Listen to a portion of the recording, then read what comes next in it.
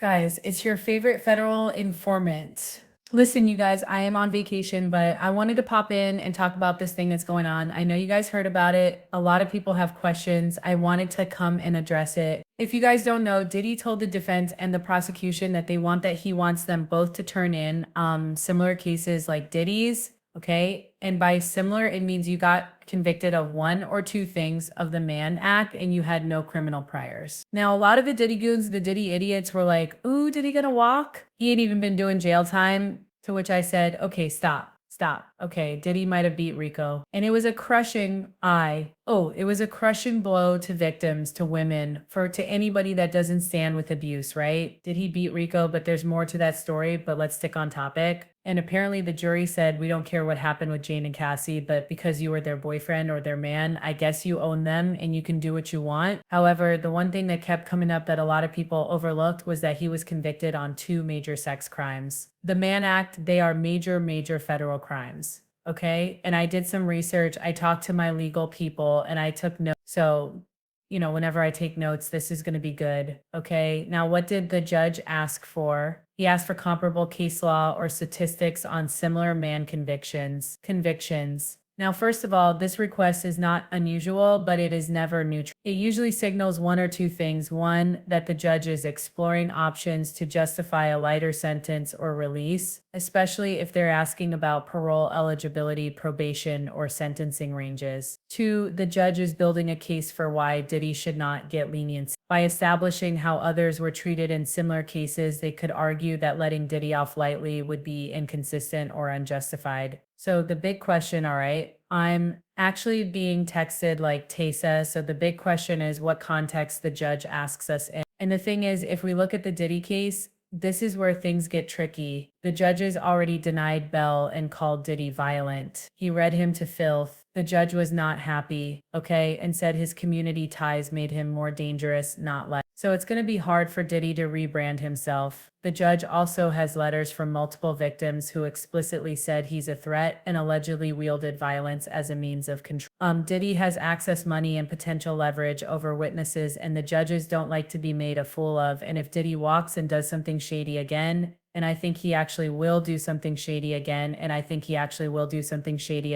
it reflects directly on the. And you guys listen, the verdict of the jury threw us for a loop. But the fact that the judge said all this in court, and deny bail, I mean, come on. I think we can put two together. This does not look like someone that's looking to cut Diddy a break. And him being able to walk straight with time served, baby, that's cutting Diddy a break. Okay, so why ask about the comparable Mann Act sentences? Okay, they said, listen, Tissa, there's three possible reasons. One, judicial cover. The judge might personally feel parole is risky, but is giving the appearance of objectivity by asking both sides for precedents. That way, no one can claim bias later. Now, he might be appealing his decision for when he sentences him. If Diddy's team appeals any eventual sentence, the judge can say, I reviewed the sentencing ranges and outcomes for similarly situated defendants under the Mann Act, and the sentence falls squarely within that range. Or the judge also might be testing boundaries. Maybe the judge is trying to find out how lenient or harsh they can go without being reversed. They could be considering probation in theory, but still leaning towards prison unless Diddy's team provides extraordinary mitigating evidence. Now, let's talk about that mitigating evidence. Remember when I told you guys that Diddy's team, I believe, are trying to shut up any content creators that are still criminal with them, and they feel like if they shut down the content creators, then they can start on this rebrand? Think about it. You shut us up by July, August, September, and then you got a little bit of October to get this Mother Teresa Hail Mary that they think is going to wipe Diddy's record clean. Unfortunately, a lot of evidence that the jury wasn't a lot of witness statements and affidavit that the jury didn't see. The judge is privy to all that, and all that is going into his decision. Okay, so again, I actually said, but do you really think there is any type of risk of Diddy walking with just parole? I said no. But I had to take it to the people that actually practice law. And they said right now, Tissa, it is super low. And I'm like, okay, but why? because y'all also said it was super low, that he was going to beat the Rico charger. Well, that's not true. They said the Cassie charges were super low. They said one, the Mann Act is a serious federal charge, and even though it's sometimes used strategically in civil or hybrid cases, judges take it very seriously when paired with violence and pattern behavior. Judge Aaron, when did he was asking for bail, said not only is he violent, but there is a pattern of violence. Public sentiment, they also will take this. It's low because public sentiment and visibility are sky high, and the DOJ knows this is a credibility.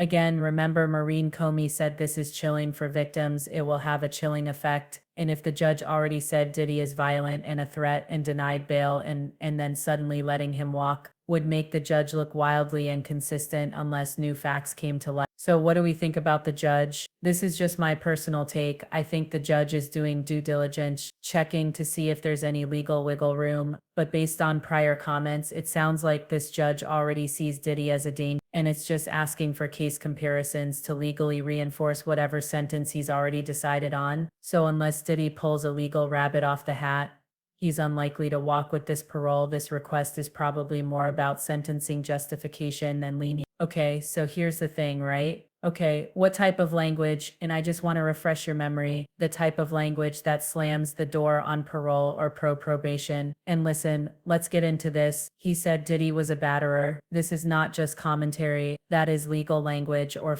it suggests a pattern of violence, not a one-time incident.